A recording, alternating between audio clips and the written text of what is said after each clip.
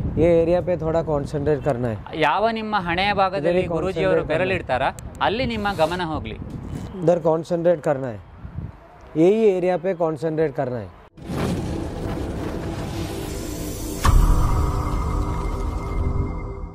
नमस्कार वೀಕ್ಷಕರೇ. नमस्ते. गुरुजी, last episode में एक प्रश्न पूछा था आपको मैंने.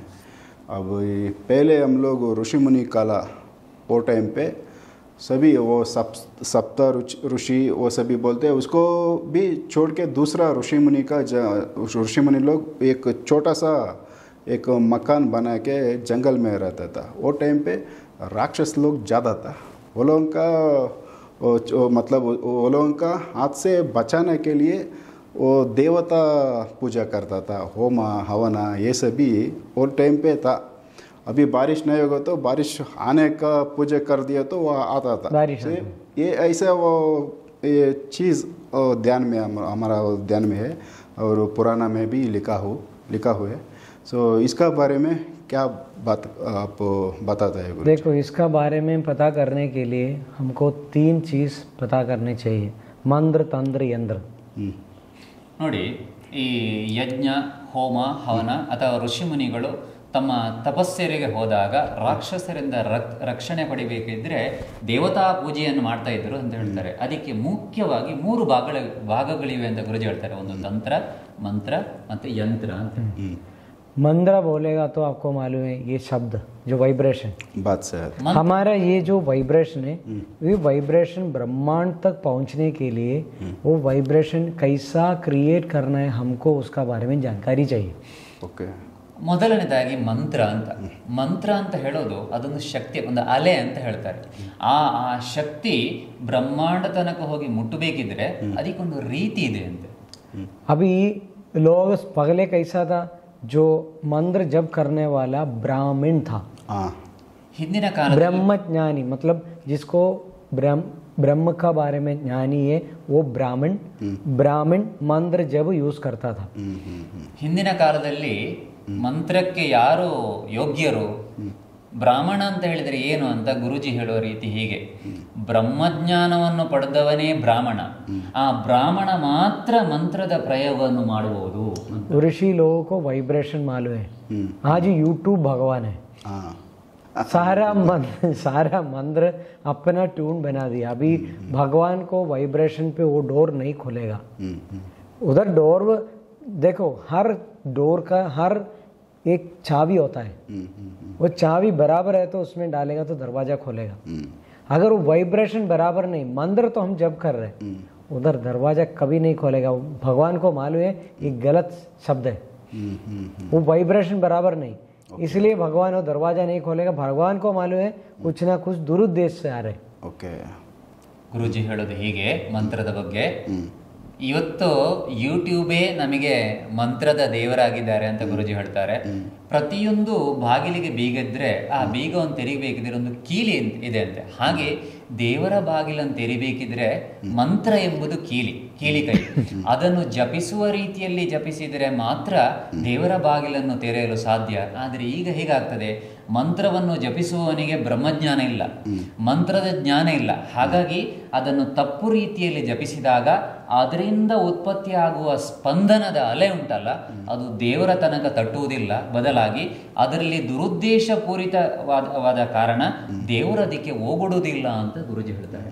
अभी पुराना जमाने में जो मंत्र तंत्र यंत्र ये सब यूज करने वाला कोई भी होने, राक्षस होने दो और ऋषि मुनि होने दो, उन लोग सालों का मेहनत का बाद वो वाइब्रेशन उधर तक पहुंचता है.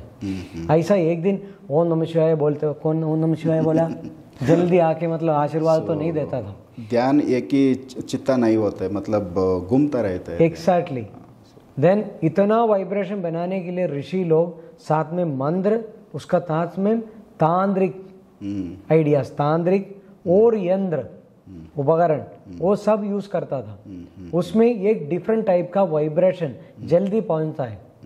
मतलब सोच लो, हम वीआईपी को मिलने जाने से पहले एक वीआईपी कॉल जाएगा, अपॉइंटमेंट लेगा, तब हम जाते वक्त, हम पहुंचते वक्त उन लोग वीआईपी की तरह हमको ट्रीट करेगा. अगर एक वीआईपी होते भी हमको मालूम नहीं, आ गया दरवाजे पे बाहर वेट करने पड़ेगा। इसी तरह ऋषि मुनि जब उसी तरह याग करते वक्त भगवान को मालूम है ये निस्वार्थ से कुछ कारण के लिए, कुछ रीजन के लिए इसका मकसद इतना बढ़िया है, इसी के लिए उसका याग चल रहा है। वो प्रपंच का शक्ति, वो जो किसके लिए जो याग चल रहा है उसमें निस्वार्थ है, कोई प्राणी को मारता नहीं, वो प्राणी का जीवन को उधर मतलब साइड में रखेगा, उसी का थ्रू मतलब एक वाइब्रेशन बनता है, एवरीथिंग वाइब्रेशन एनर्जी। वो वाइब्रेशन क्रिएट करने के लिए अभी देखो कोई भी ऋषि का साथ हम कुत्ता नहीं देखता था, हंडिंग जाने वाला का साथ कुत्ता है, ऋषि मुनि का साथ पशु है। क्यों? पशु को सारा प्रपंच का वाइब्रेशन पता चलता है हमसे ज़्यादा।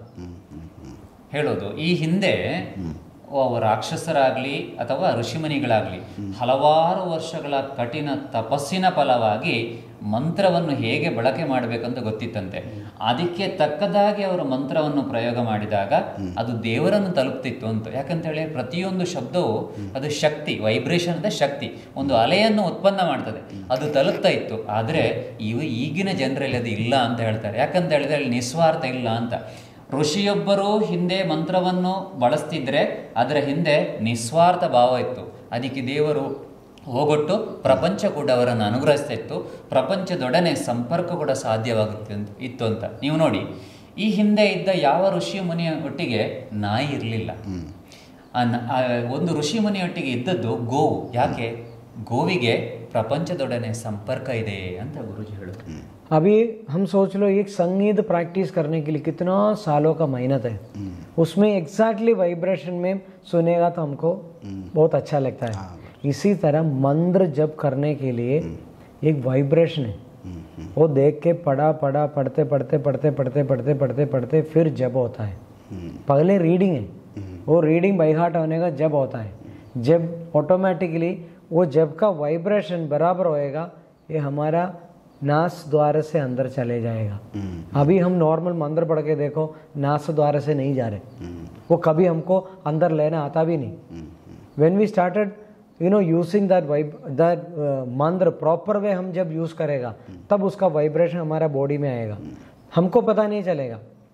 तब हमारा सूक्ष्म बॉडी एक्टिवेट होगा, तभी हमारा बाहर की तरह जो नॉर्मल ब्रीथिंग मेथड चेंज होके हमारा प्राण की तरह मंत्र अंदर जाने शुरू करेगा। तभी हमारा कुंडलिनी जागरण और सारा एनर्जी का प्रभाव और प्रपंच में जो कंसल्टिंग है, जो कनेक्टिविटी है, वो तभी होगा। मतलब ये जो नॉर्मल इधर उधर बैठ के प्रीवियस डे दारू पी के 2 दिन पहले मतलब और कुछ हरकती करके शौकरी खाने वाला मंत्र जब करेगा तो कोई सुनेगा नहीं। दिस इज सिंसियर है कि आप सोच लो। मैंने जो बोला इसमें कोई सच बात है, आप खुद सोच लो। जो मंत्र यूज करने वाला, तंत्र यूज करने वाला और जप करने वाला, ये सबका ये सनातन धर्म का एक सिस्टम है। वो कभी भी एक प्राणी को मार नहीं सकता है, वो कभी भी दारू नहीं पी सकता है, कभी भी नॉनवेज नहीं, शौकरी नहीं खा सकता है। ऐसा एकदम सात्विक लाइफ जीने वाला ये मंत्र तंत्र यंत्र टाइम पे, मतलब ये घंटी बजने का और मंत्र शब्द का दोनों में एक ही तरह होएगा तो गाना जैसा हमारा कान में एकदम अच्छी तरह से मतलब मजा आएगा सुनने में। अगर उसमें गलत शब्द और गलत मतलब ट्यूनिंग में कोई गाना गाए, यार ये क्या वो बंद करना यार, हमको परेशान क्यों कर रहे हैं, हो जाता है, एक साथ इरिटेशन होएगा। इसी तरह हमारा आज का मंत्र पूजा चल रहा है, उसमें कौन सा बेनिफिट हमको मिलेगा? भगवान तो दरवाजा बंद करके अंदर की तरह बैठा है। ಗುರುಜಿ ಹೇಳೋದು ಹೀಗೆ, ಅದು ಭಾಷಾಂತರ ಮಾಡಿಬಿಡ್ತೇನೆ. ಸಂಗೀತ ಒಂದನೇ ದಿನದಲ್ಲಿ ನಮಗೆ ಅದು ಸಿದ್ಧಿ ಆಗುವುದಿಲ್ಲ. ಅಭ್ಯಾಸ ಮಾಡ್ತಾ ಮಾಡ್ತಾ ಮಾಡ್ತಾ ಅದರಲ್ಲಿ ಒಂದು ಲಯ ಒಂದು ಹುಟ್ಟಿಕೊಳ್ಳುತ್ತದೆ. ಆ ಲಯಬದ್ಧವಾಗಿ ಹಾಡಿದಾಗ ಅದು ನಿಮ್ಮ ಮನಸ್ಸಿಗೆ ಮುದವನ್ನು ನೀಡುತ್ತದೆ ಅಂತ ಗುರುಜಿ ಹೇಳ್ತಾರೆ. ಹಾಗೆ ಮಂತ್ರವು ಕೂಡ ಮೊದಲು ಮಂತ್ರ ಜಪ ಅಲ್ಲ ಅಂತ, ಮೊದಲ ಮಂತ್ರ ಅದು ಓದು ಆಗಿರ್ತದೆ. ಪದೇ ಪದೇ ಓದಾಗ ಮಂತ್ರದ ಅಭ್ಯಾಸ ಆಗ್ತದೆ. ಸತತವಾಗಿ ಮಂತ್ರವನ್ನು ಜಪಿಸುತ್ತಾ ಮಂತ್ರ ಸಿದ್ಧಿ ಅಂತ ಹೇಳ್ತಾರೆ. ಅಂದರೆ ಆ ಮಂತ್ರ ಇನ್ನೊಂದು ಶಕ್ತಿ ಉತ್ಪತ್ತಿ ಆಗ್ತದೆ. ಅದು ನಮ್ಮ ಮೂಗಿನ ಮೂಲಕ ಹೋಗಿ ತಲೆಯಲ್ಲಿ ಅದು ಕೂತುಕೊಳ್ತದೆ ಅಂತ. ಹಾಗೆ ಅದನ್ನು ನಿರಂತರ ಜಪ ಮಾಡ್ತಾ ಮಾಡ್ತಾ ಮಾಡ್ತಾ ಆದಾಗ ಅದರಲ್ಲಿ ಶಕ್ತಿ ಉತ್ಪತ್ತಿ ಆಗ್ತದೆ. ಆ ಶಕ್ತಿ ನಮ್ಮ ಶರೀರದಲ್ಲಿ ಸೂಕ್ಷ್ಮ ರೀತಿಯಲ್ಲಿ ಅದು ಕೆಲಸವನ್ನು ನಿರ್ವಹಿಸ್ತದೆ. ಆಗ ಏನಾಗ್ತದೆ, ಮೆಲ್ಲಗೆ ನಮ್ಮ ಕುಂಡಲಿನಿ ಶಕ್ತಿ ಜಾಗೃತ ಆಗ್ತದೆ. ಅದು ಯಾವಾಗ ಮಂತ್ರವನ್ನು ಕ್ರಮಬದ್ಧವಾದ ರೀತಿಯಲ್ಲಿ ಜಪಿಸಿದಾಗ ಮಾತ್ರ. ಯಾವಾಗ ಕುಂಡಲಿನಿ ಶಕ್ತಿ ಜಾಗೃತ ಆಗ್ತದೋ ಅದು ಪ್ರಪಂಚದೊಂದಿಗೆ ಸಂಬಂಧವನ್ನು ಸ್ಥಾಪಿಸಲಿಕ್ಕೆ ಸಾಧ್ಯವಾಗ್ತದೆ. ಅದಕ್ಕೆ ಸರಿಯಾದ ಜ್ಞಾನ ಇರಬೇಕು. ಆ ಜ್ಞಾನ ಇದ್ದವ ಮಾತ್ರ ಮಂತ್ರ ಜಪ ಮಾಡಿದರೆ ದೇವರ ಸಂಪರ್ಕ ಸಾಧ್ಯ, ಪ್ರಪಂಚದ ಸಂಪರ್ಕ ಸಾಧ್ಯ ಎಂಬುದು ಗುರೂಜಿಯವರ ಅನುಭವದ ಮಾತು. अभी आप ये भी सोच लो, पहले जो याग करता था अष्ट ऋषि, ये ऋषि लोग ब्रह्मज्ञानी लोग हैं, उनको कैसा वाइब्रेशन बनाना है उनको अच्छी तरह से मालूम है। आज जो पूजा करने वाला ब्रह्मज्ञानी है नहीं, उसको पूजा आता है, हाँ एक स्कूल में जाके कुछ मतलब छोटा मोटा वो सुन के मतलब देख के वो करता रहता है। इतना बड़ा मतलब फल प्राप्ति के लिए इतना छोटा पूजा करने वाले से कुछ नहीं हो पाएगा।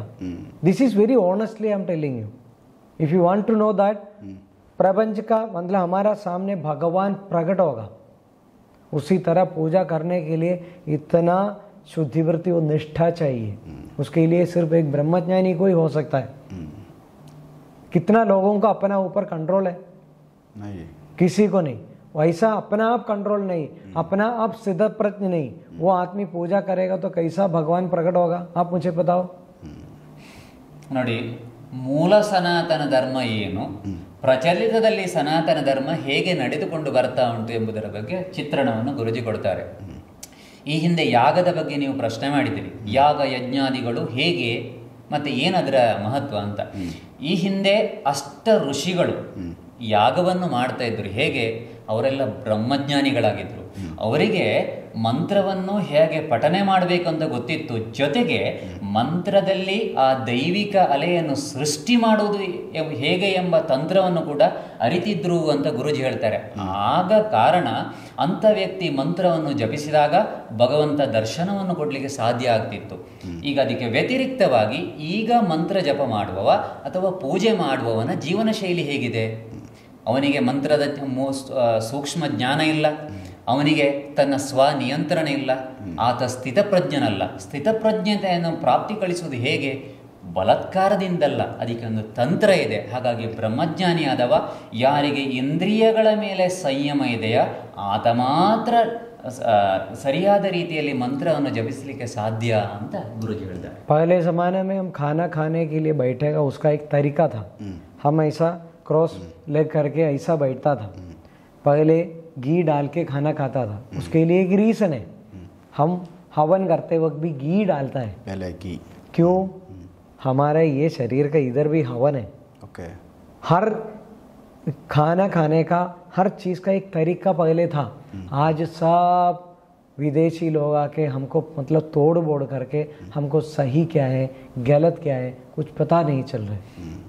ಗುರುಜಿ ಹೇಳ್ತಾರೆ, ಒಂದು ಆದರೆ ಮಂತ್ರ ಜಪ ಮಾಡುವಾಗಿರ್ಬೋದು, ಯಜ್ಞ ಯಾಗಾದಿಗಳನ್ನು ಮಾಡುವ ವ್ಯಕ್ತಿಯಾಗಿರ್ಬೋದು, ಅಥವಾ ಪೂಜೆ ಪುನಸ್ಕಾರ ಮಾಡೋ ಯಾವತ್ತೂ ಕೂಡ ಶವಕರಿ ತಿನ್ನುವಾಗಿಲ್ಲ, ಆತ ಪ್ರಾಣಿಯನ್ನು ಹತ್ಯೆ ಮಾಡುವಾಗಿಲ್ಲ, ಪ್ರಾಣಿ ಮಾಂಸವ ತಿನ್ನುವವ ಎಂದೂ ಕೂಡ ಮಂತ್ರ ಜಪಿಸಲೇಬಾರದು ಅಂತ ಗುರುಜಿ ಹೇಳ್ತಾರೆ.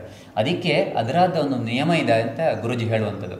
ಆಮೇಲೆ ಹೇಳ್ತಾರೆ, ಮೊದಲು ನಾವು ನೆಲದಲ್ಲಿ ಆರಾಮಾಗಿ ಒಂದು ಆಸನವನ್ನು ಹಾಕಿ, ಎಲೆಯನ್ನು ಹಾಕಿ, ಅದಕ್ಕೆ ತುಪ್ಪವನ್ನು ಹಾಕಿ ನಾವು ಊಟ ಮಾಡ್ತಿದ್ದೆವು. ಯಾಕೆ? ಈ ಭಾಗಕ್ಕೆ ಸಂಬಂಧಪಟ್ಟಂತೆ ತುಪ್ಪವನ್ನು ಹೇಗೆ ನಾವು ಯಾಗಕ್ಕೆ ಅರ್ಪಿಸ್ತಾ ಇದ್ದೆವು ಅದೇ ರೀತಿ ಅದನ್ನು ಭೋಜನವಾಗಿ ಸ್ವೀಕರಿಸ್ತಾ ಇದ್ದೆವು. ಕಾರಣ ಏನು ಅಂತ ಹೇಳಿದರೆ ಆರೋಗ್ಯಕ್ಕೆ ಸಂಬಂಧಪಟ್ಟಂಥ ವಿಚಾರ ಉಂಟು ಅಂತ. ಆದರೆ ಈಗ ವಿದೇಶಿಯರು ಬಂದ ಮೇಲೆ ನಾವು ವಿದೇಶಿಯರ ರೀತಿಯಲ್ಲಿ ಭೋಜನವನ್ನು ಸ್ವೀಕರಿಸ್ತೇವೆ, ಇದು ಸರಿಯಲ್ಲ ಅಂತ ಗುರುಜಿ ಹೇಳೋದು. हम सिंबल की एग्जाम्पल आपको बताएगा, आपको you will come to know. एक चाय का अंदर एक मक्खी गिरेगा तो हम गाली गलौज करेगा, है ना? खाने का अंदर ये शौकरी मतलब बना के उसका अंदर दबा के रखेगा तो हमको उसको दूसरा नाम डाल के हम खुशी खुशी से खा रहे। हमको क्या हो गया एक्चुअली? ಗುರುಜಿ ಹೇಳೋದು, ಒಂದು ಪಾನೀಯಕ್ಕೆ ನಾವು ಕುಡಿಯುವ ಇದಕ್ಕೆ ಒಂದು ಸೊಳ್ಳೆ ಬಿದ್ದರೆ ನಾವು ಅದನ್ನು ಎಸೀತೇವೆ ಬೇಡ ಅಂತ. ಆದರೆ ಆಹಾರದಲ್ಲಿ ಪ್ರಾಣಿಯನ್ನು ಕೊಂದು ಅದನ್ನು ಪದಾರ್ಥ ಮಾಡಿ ನಮ್ಮ ಆಹಾರದಲ್ಲಿ ಇಟ್ಟರೆ ನಾವು ಅದನ್ನು ಸ್ವೀಕಾರ ಮಾಡ್ತೇವೆ ಅಂತ ಖುಷಿ. ನಮ್ಮ ಈ ಬುದ್ಧಿಗೆ ಏನಾಗಿದೆ ಅಂತ ಗುರುಜಿ ಹೇಳಿದ್ರು. हमारा बुद्धि कंप्लीटली फॉरेनर्स हाईजैक करके लेके गया. ನಮ್ಮ ಬುದ್ಧಿಯನ್ನು ಪೂರ್ತಿ ಪಾಶ್ಚಾತ್ಯರು ವಶ ಮಾಡಿ ಇಟ್ಕೊಂಡಿದ್ದಾರೆ ಅಂತ. हमारा भारतीय का एकदम पावर, हमारा सबसे पावरफुल थिंग है ये संस्कृति. ನಮ್ಮ ಅತಿ ಶಕ್ತಿಯಾದ ಒಂದು ವಸ್ತು ಇದ್ರೆ ಅದು ಸನಾತನ ಸಂಸ್ಕೃತಿ ಅಂತೆ. हमारा आध्यात्मिक नहीं तोड़ेगा ना, भारत कभी हारेगा नहीं. ಎಲ್ಲಿಯ ತನಕ ಭಾರತದ ಅಧ್ಯಾತ್ಮಕ್ಕೆ ತೊಂದರೆ ಇಲ್ವೋ ಅಲ್ಲಿಯ ತನಕ ಭಾರತವನ್ನು ಹೊಡಿಲಿಕ್ಕೆ ಸಾಧ್ಯವೇ ಇಲ್ಲ ಅಂತ ಗುರುಜಿ जो ಹೇಳಿದ್ರು. सीक्रेट जानने का बात मैं आपको बता रहा हूँ, भारत का पावर ये कंप्लीटली आध्यात्मिक का अंदर है. ಗುರುಜಿ ಹೇಳುವಂಥದ್ದು ಯಾವುದೋ ಗ್ರಂಥಗಳನ್ನು ಓದಿ ಬಾಯಿಪಾಠ ಮಾಡಿ ಹೇಳ್ತಾ ಇಲ್ಲ.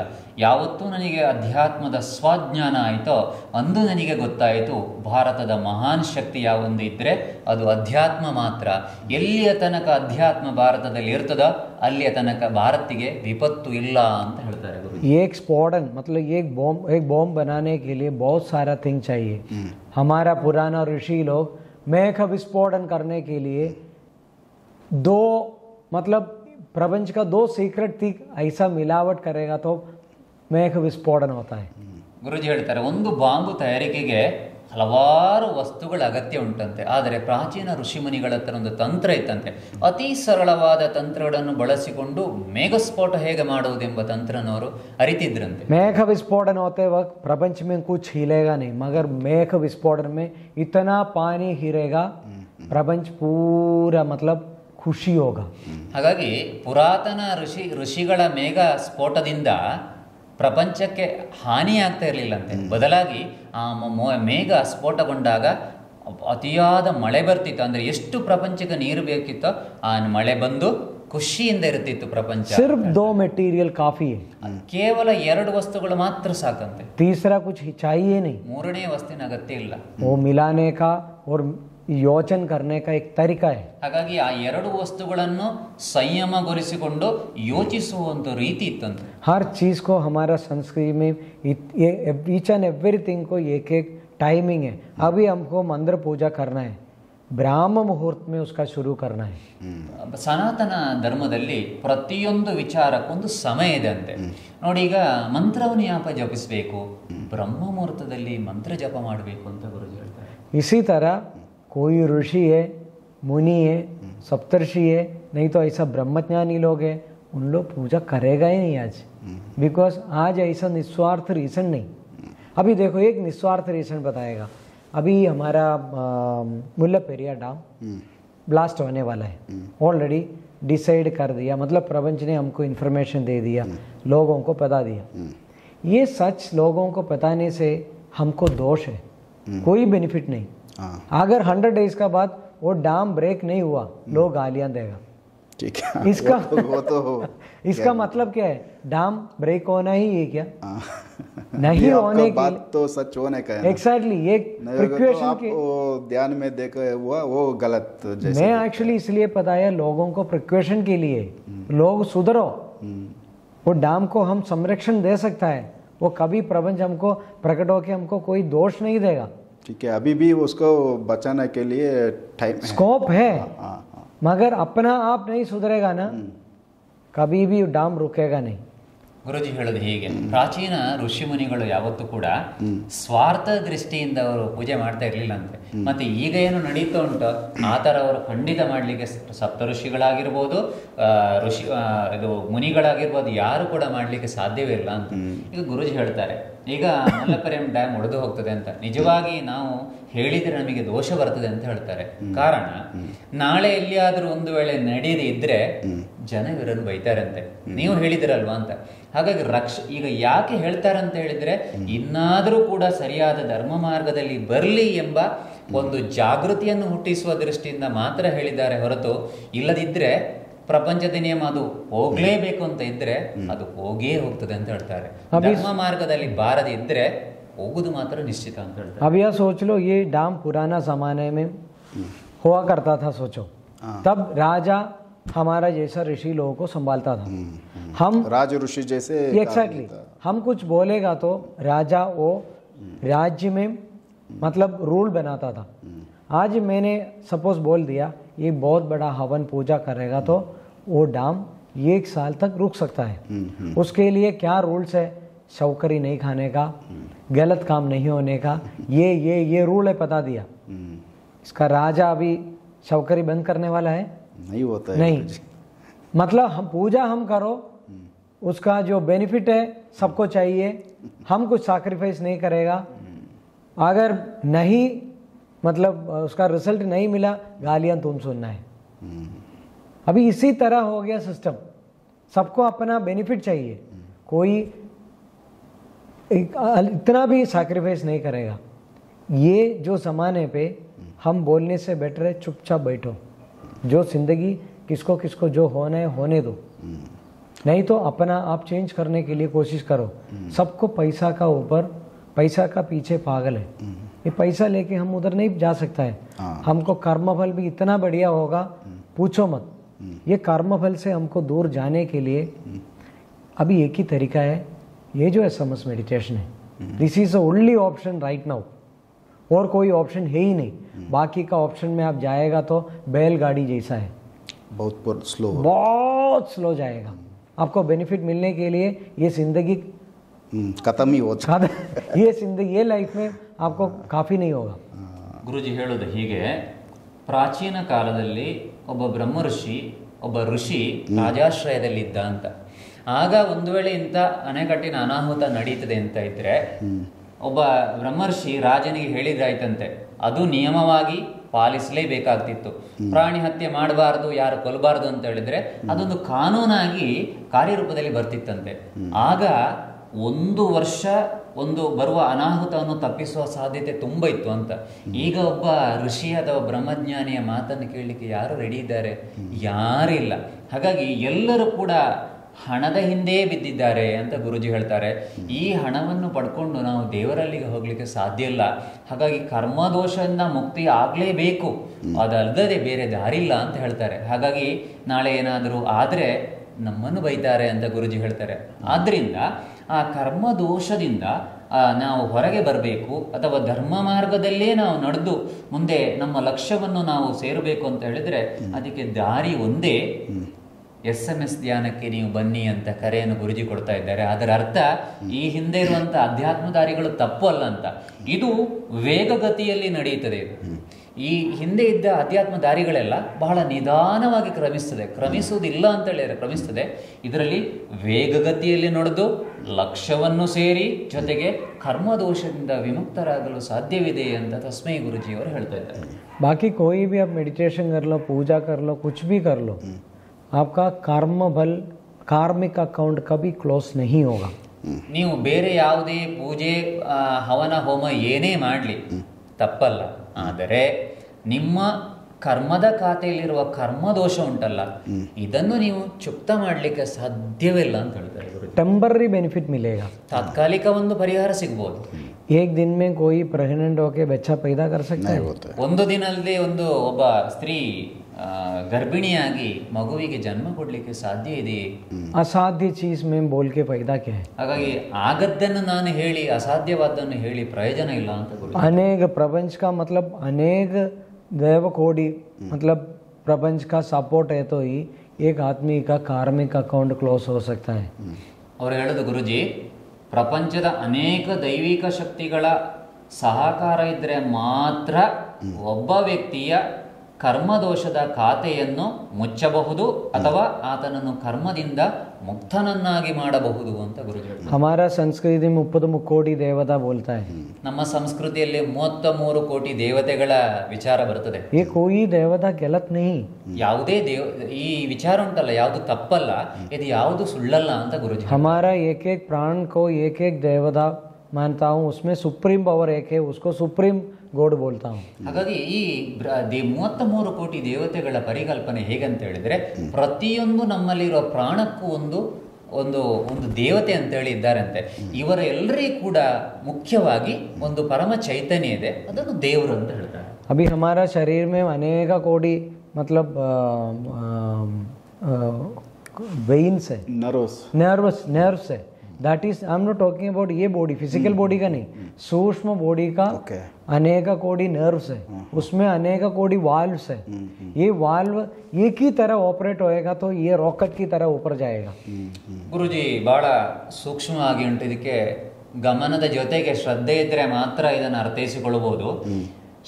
ಸ್ಥೂಲ ಶರೀರದಲ್ಲಿರುವ ನರನಾಡಿಗಳ ಬಗ್ಗೆ ಗುರುಜಿ ಮಾತಾಡ್ತಾ ಇಲ್ಲ. ಸೂಕ್ಷ್ಮ ಶರೀರಕ್ಕೆ ನರನಾಡಿಗಳು ಹಲವಾರು ಉಂಟು. ಮತ್ತೆ ಅಲ್ಲಲ್ಲಿ ಒಂದು ಬಾಗಿಲು, ನಾವು ಅದನ್ನು ವಾಲ್ಸ್ ಗೇಟ್ ಅಂತ ಹೇಳ್ತಾರೆ, ಗೇಟ್ ವಾಲ್ ಅಂತ ಹೇಳ್ತಾರೆ, ಬಾಗಿಲು, ಅದು ಅಲ್ಲಲ್ಲಿ ಒಂದು ಗೇಟ್ ವಾಲ್ಗಳುಂಟು.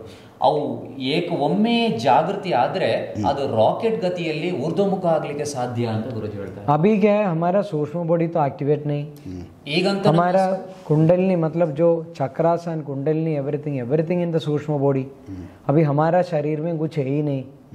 अभी ये सूक्ष्म शरीर पहले एक्टिवेट होनी चाहिए कुंडलनी जागरण के लिए। कुंडलनी की तरह किसी को मालूम नहीं। अभी पहले तो हमारा सूक्ष्म बॉडी एक्टिवेट होएगा तो उसमें कुंडलिनी आएगा, देन उसी में चक्रा सलेन होगा, देन ये चक्रा की तरफ पूरा एनर्जी वन सिंगल मतलब एंगल पे आने के लिए बाकी सारा वाल्व क्लोज करके energy should be pointed in a single route. उसी के लिए हमको सारा एक एक भगवान का सपोर्ट चाहिए। इतना सपोर्ट मिलने के लिए हमको कितना जन्म का पापड़ झेलने पड़ेगा मालूम है? कितना जन्म पापा ಗುರುಜಿ ಹೇಳ್ತಾರೆ, ಸಾಮಾನ್ಯವಾಗಿ ನಾನು ಕೇಳಿದ್ದು ಗ್ರಹಿಸಿದ್ದು ಈ ಬೆನ್ನು ಹೊರಿಯಲ್ಲಿ ಚಕ್ರಗಳಿದೆ, ಕುಂಡಲಿನಿ ಇದೆ ಅಂತ. ಆದ್ರೆ ಅದಲ್ಲ, ಹೆಚ್ಚಿನವರಿಗೆ ಇದೇ ಗೊತ್ತಿರ್ತದೆ. ಪುಸ್ತಕ ನೋಡಿ, ಯೂಟ್ಯೂಬ್ ನೋಡಿ, ನಿಮ್ಮ ಬೆನ್ನು ಹೊರಿಯ ಕೆಳಭಾಗದಲ್ಲಿ ಕುಂಡಲಿನಿ ಇದೆ ಅಂತ. ಆದ್ರೆ ಅದಲ್ಲ ಅಂತ ನನಗೂ ಕೂಡ ಇವತ್ತೇ ಸ್ಪಷ್ಟ ಆಗ್ತಾ ಉಂಟು. ಕುಂಡಲಿನಿ ಶಕ್ತಿ ಇರುವುದು, ಚಕ್ರಗಳಿರುವುದು ಅದು ಸೂಕ್ಷ್ಮ ಶರೀರದಲ್ಲಿ. ಯಾವಾಗ ಸೂಕ್ಷ್ಮ ಶರೀರ ಜಾಗೃತಿ ಆಗ್ತದೋ ಆ ಸೂಕ್ಷ್ಮ ಶರೀರ ಜಾಗೃತಿ ಆಗೋದರ ಜೊತೆಗೆ ಚಕ್ರಗಳು ಒಂದೇ ಸಾಲಲ್ಲಿ ಬರಬೇಕು. ಅಲೈನ್ಮೆಂಟ್ ಅಂತ ಅದಕ್ಕೆ ಇಂಗ್ಲಿಷಲ್ಲಿ ಹೇಳ್ತಾರೆ. ಏಕ ಮಾರ್ಗದಲ್ಲಿ ಬಂದಾಗ ಆಗ ಒಳಗೆ ಅಂತಸ್ಥವಾಗಿರುವ ಚೈತನ್ಯ ಊರ್ಧ್ವಮುಖವಾಗಿ ವೇಗಗತಿಯಲ್ಲಿ ಸಾಗಬೇಕಿದ್ರೆ ಎಷ್ಟು ಜನ್ಮಗಳ ತಪಸ್ಸಿನ ಅಗತ್ಯ ಇದೆ, ಎಷ್ಟು ಕಷ್ಟಗಳನ್ನು ಅನುಭವಿಸಬೇಕಂತ ಗುರುಜಿ ಹೇಳ್ತಾರೆ. ಇದು ಹೇಗೆ ನಮ್ಮ SMS ಧ್ಯಾನದಲ್ಲಿ ರಾಕೆಟ್ ಗತಿಯಲ್ಲಿ ಜಾಗೃತ ಆಗ್ತದೆ ಅಂತ ಹೇಳಿದರೆ, ಅದಕ್ಕೆ ಆ 33 ಕೋಟಿ ದೇವತೆಗಳ ಜೊತೆಗೆ ಪ್ರಪಂಚದ ಅನುಗ್ರಹ ಇದ್ದ ಕಾರಣ ಇದು ಸಾಧ್ಯ ಆಗ್ತದೆ ಅಂತ ತಸ್ಮೈ ಗುರುಜಿ ಅವರು ಹೇಳ್ತಾರೆ. अभी सुनो, आपको इन्हीं का उदाहरण ले लो. अभी ये आके बहुत कम टाइम में इसको जो अनुभव हुआ है, ये कैसा आ गया, किस लिए आ गया, ये रीजन अलग है. अभी यही सुनाएगा, बताओ. ಹಾಗೆ ನಾವು ಹಿಂದಿನ ಎಪಿಸೋಡಲ್ಲಿ ಮಾತಾಡ್ತಾ ಇದ್ದಾಗೆ ಈ ಸತ್ಯ 100ಕ್ಕೆ 1000 ಪಟ್ಟು ಸತ್ಯವನ್ನೇ ನಾನು ಹೇಳ್ತೇನೆ ಎಲ್ಲರ ಮುಂದೆ. ಯಾವುದೇ ಈ ಸಂದರ್ಶನಕ್ಕೆ ಬರಬೇಕಿದ್ರೆ ನನಗೆ ಅವರು ಮಾಹಿತಿ ಪೂರ್ವವಾಗಿ ಹೇಳಿಲ್ಲ. ನೀವು ತಯಾರಿ ಆಗಬೇಕು, ಏನಿಲ್ಲ. ಅರವಿಂದ್ ಸರ್ ಇಲ್ಲಿ ಬಂದೇ ಅವರು ಪ್ರಶ್ನೆಗಳ ಬಗ್ಗೆ ಇದು ಮಾಡ್ತಾರೆ. ಆಗ ನನ್ನ ಸ್ವಂತ ಶಕ್ತಿ ನಾನು ಹೇಳ್ತಾ ಇಲ್ಲ, ನನ್ನ ನಾಲಿಗೆಯಲ್ಲಿ ನುಡಿಸ್ತೇನೆ. ಅದನ್ನು ಕಾಲ ಸರ್ಪ कोई दोष वगैरह था ना? ನನಗೆ ಕಾಳ ಸರ್ಪ ದೋಷ ಉಂಟು, ಬೇರೆ ಬೇರೆ ಒಂದು ಶಾರೀರಿಕವಾದ ಒಂದು ಸಮಸ್ಯೆ ಇತ್ತು. ಆದರೆ ಯಾವಾಗ ನನಗೆ ತಸ್ಮೈ ಗುರೂಜಿಗಳಿಗೆ ಹೋಗಬೇಕು ಅಂತ ನನಗೆ ಒಂದು ಆಹ್ವಾನ ಬಂತು, ಅವತ್ತು ಆದ 2 ದಿವಸ ನಾನು ಇಷ್ಟು ಸಂತೋಷ ಪಟ್ಟಿದ್ದೇನೆ ಅರವಿಂದ್ ಸರ್, ನನಗೆ ಹೇಳಲು ಅಸಾಧ್ಯ. ನನಗೆ ಕನ್ನಡದ ಅಕ್ಷರಗಳು ಸುಲಲಿತವಾಗಿ ಬರ್ತಾ ಇದೆ ಅಂತ ಉದ್ದೇಶ ನಾನು ಮಾತಾಡ್ತಾ ಇಲ್ಲ, ಅಷ್ಟು ನಾನು ಸಂತೋಷವನ್ನು ಅನುಭವಿಸಿದ್ದೇನೆ. ಈ ಗುರುಜಿ ಹೇಳಿದರು 3-4 ದಿನಗಳಲ್ಲಿ ನಿಮಗೆ ಆತ್ಮಾನುಭವ ಆಗ್ತದೆ ಅಂತ. ಆದರೆ ಅದಕ್ಕೆ ಒಂದು ಅಪವಾದ ನಾನೇ. ತರಗತಿಗೆ ಕೂರದೇ ಆತ್ಮದ ಅನುಭವವನ್ನು ಅನುಭವಿಸಿದ್ದರೆ ಅದು ನಾನೇ ಅಂತ ಹೇಳಲಿಕ್ಕೆ ನಾನು ಇಷ್ಟಪಡ್ತೇನೆ. इसका मतलब है गुरुजी का बात है, जब हमारा SMS ध्यान में बैठते हैं 2-3-4 दिन में आत्मा का अनुभव होता है, संतुष्ट आ जाएगा तो मन की संतोष हट जाएगा, आत्मा की संतोष शाश्वत रहेगा. लेकिन मैं बोलता हूँ वो ऐसा नहीं है. जब मैं सुना, जब ये दिन सुना तो गुरुजी के पास जाने का एक सीखने का वजह था. जब से मुझे एक आत्मा के संतोष मिला, बिना ध्यान करने से मुझे खाली वो गुरु का वो ध्यान का स्मरण करने मात्र से मुझे 2 दिन का संतुष्ट मिला. मेरे पास कुछ शब्द नहीं है. ಸೊ ಅದು ಅನುಭವವನ್ನು ನೀಟಾಗಿ ಬಿಡಿಸಿ ಕನ್ನಡದಲ್ಲಿ ಹೇಳಿ. ಅಂದರೆ ಹಿಂದಿಯಲ್ಲಿ ಗುರುಜಿಗೆ ಹೇಳಲಿಕ್ಕೆ, ಗುರುಜಿಯಲ್ಲಿ ನಾನು ಇದನ್ನು ಹೇಳಿಲ್ಲ, ಈ ಮಾತನ್ನು ಇಲ್ಲ ತನಕ ಗುರುಜಿಗೆ ನಾನು ಇದನ್ನು ಹೇಳಿಲ್ಲ. ಕೇವಲ ನಾನು ಸ್ಮರಣೆ ಮಾತ್ರದಿಂದ ಗುರುಜಿಯಲ್ಲಿ ಹೋಗಿ ಈ ಸೂರ್ಯ ನಕ್ಷತ್ರ ಚಂದ್ರ ಧ್ಯಾನವನ್ನು ನಾನು ಕಲಿಬೇಕು ಸಂಕಲ್ಪ ಮಾತ್ರ ಮಾಡಿದ್ದು. ನನಗೆ ಅಲ್ಲಿಂದ ಆಹ್ವಾನ ಮಾತ್ರ ಬಂದಿತ್ತು, ನೀವು ಬನ್ನಿ ಅಂತ. ಅಲ್ಲಿ ನನಗೆ ಇಷ್ಟು ಅಷ್ಟೊಂದು ಸಂತೋಷ ಆಯಿತು. ನಾನು ಕುಣಿತಾ ಇದ್ದೇನೆ ಸರ್, ನಾನು ಜನಗಳು ಸಿಗ್ತಾರೆ, ನನಗೆ ಮಾತಾಡ್ಲಿಕ್ಕೆ ಆಗ್ತಾ ಇಲ್ಲ, ನಾನು ಗ್ರಹಿಸಿದ್ದು ಏನು ಅಂತ ಅಷ್ಟು ಹರ್ಷ ನಾನು ಅನುಭವಿಸಿದ್ದೇನೆ. ಆಗ ನನ್ನ ಮನಸ್ಸಿಗೆ ಬಂದ ಮಾತು ಒಂದೇ, ಇದು ಸಾಮಾನ್ಯವಾದ ಒಂದು ಶಕ್ತಿಯಲ್ಲ, ಇದು ಸಾಮಾನ್ಯ ಒಬ್ಬ ಗುರು ಆಗಿರ್ಲಿಕ್ಕಿಲ್ಲ, ಸಾಮಾನ್ಯವಾದ ವಿದ್ಯೆ ಆಗಿರ್ಲಿಕ್ಕಿಲ್ಲ ಅಂತ ನನಗೆ ಅಂತರ್ಮನದಿಂದ ಬಂದಂತ ಮಾತು ಅಂತ ಹೇಳಲಿಕ್ಕೆ ನಾನು ಬಹಳ ಈ ಭಾರತೀಯ ಸಂಸ್ಕೃತಿಗೆ ವಿನಮ್ರತವಾಗಿ ನಾನು ತಲೆಯನ್ನು ಬಾಗುತ್ತಾ ಆ ಸೂರ್ಯಚಂದ್ರ ನಕ್ಷತ್ರ ಧ್ಯಾನಕ್ಕೆ ನಾನು ನನ್ನ ಚರಣಾವಿರಂಗವನ್ನು ಅರ್ಪಿಸ್ತಾ ಆ ಬ್ರಹ್ಮಜ್ಞಾನಿಯ ಪಾದಕ್ಕೂ ನಾನು ಶಿರಸ ವಹಿಸ್ತೇನೆ ಅಂತ ಹೇಳಲಿಕ್ಕೆ ಇಷ್ಟಪಡ್ತೇನೆ. ಇದು ನನ್ನ ಸ್ವಂತ ಅನುಭವವನ್ನು ಹೇಳ್ತಾ ಇದ್ದೇನೆ. ಇದು ಧ್ಯಾನ ಮಾಡೋದಕ್ಕಿಂತ ಮುಂಚೆ ನನಗೆ ಘಟಿಸಿದಂಥ ಅವಸ್ಥೆ. ತದನಂತರ ನಾನು ಧ್ಯಾನಕ್ಕೆ ಕೂತ ಹಾಗೆ ನನಗೆ ಅಪರಿಮಿತವಾದ ಸಂತೋಷ ಬರಲಿಕ್ಕೆ ಪ್ರಾರಂಭ ಆಯಿತು.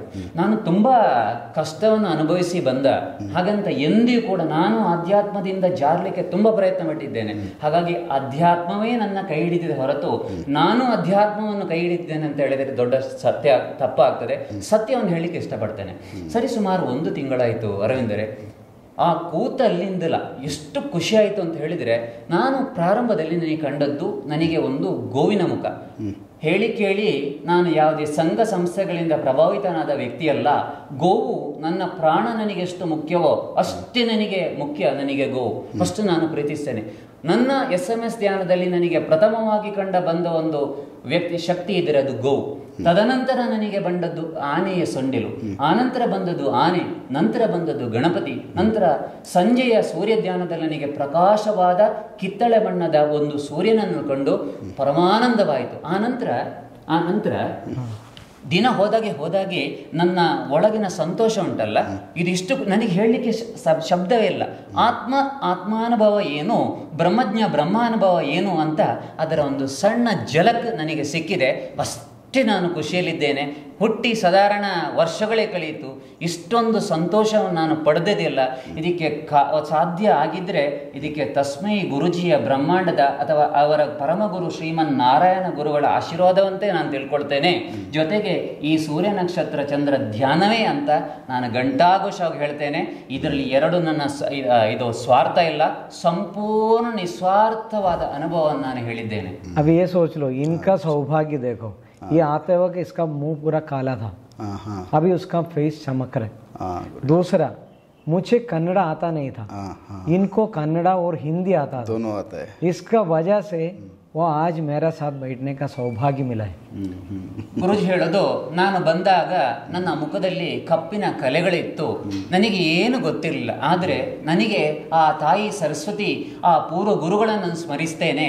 ಆ ಗುರುಗಳ ಅನುಗ್ರಹದಿಂದ, ಸರಸ್ವತಿ ಅನುಗ್ರಹದಿಂದ ಕನ್ನಡದ ಜ್ಞಾನ ಇತ್ತು, ಹಿಂದಿ ಭಾಷೆ ಮಾತ್ರ ಗೊತ್ತಿತ್ತು. ಆ ಕಾರಣದಿಂದ ಮತ್ತೆ ತಸ್ಮೈ ಗುರುಜಿಯವರ ಪ್ರೀತಿ ಕೂಡ ನಾನಂತ ಹೇಳ್ತೇನೆ, ನನ್ನನ್ನು ಒಟ್ಟಿಗೆ ಇರಿಸಿಕೊಂಡಿದ್ದಾರೆ. मेरे साथ एक कन्नड़ा बोलने वाला एक व्यक्ति था, उसका कन्नड़ा इतना शुद्ध नहीं था, मगर मैं हिंदी में बात करते हुए उसका हिंदी भी शुद्धि नहीं, उसका मलयालम भी शुद्धि नहीं, उसका कन्नड़ा भी शुद्धि नहीं था. ಹಾಗಾಗಿ ಈ ಗುರೂಜಿಯವರಿಗೆ ಇವರ ಮಾತೃಭಾಷೆ ಮಲಯಾಳ ಆದ ಕಾರಣ ಇವರಿಗೆ ಬ್ರಹ್ಮಜ್ಞಾನವನ್ನು ಪಡೆದಿದ್ದಾರೆ. ಸರಿ, ಅದರ ಮುಂದೆ ನಮ್ಮ ಭಾಷೆ ಏನು ದೊಡ್ಡ ವಿಷಯ ಅಲ್ಲ.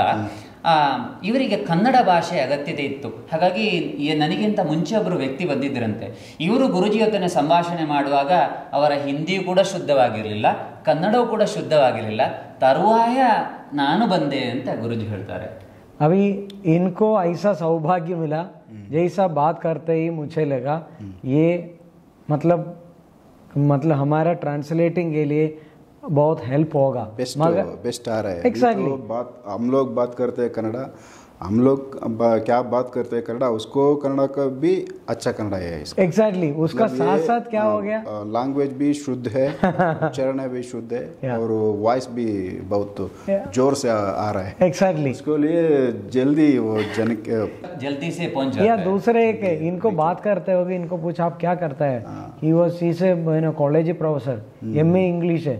उसके लिए ये अच्छा हुआ. सडनली क्या हो गया, ओके यार वो जॉब करने वाले मेरे साथ कैसा, मतलब ट्रांसलेटर का काम हो कि मेरा आश्रम में कैसा आने वाला है. सडनली उसका मुंह से आ रहे, गुरुजी मैं ये गुरुजी को ही ढूंढ रहा था, मैं आपका चरण में इधर बैठने के लिए तैयार है. मैंने बोला नहीं, तुम कॉलेज जाओ, तुम्हारा काम करो.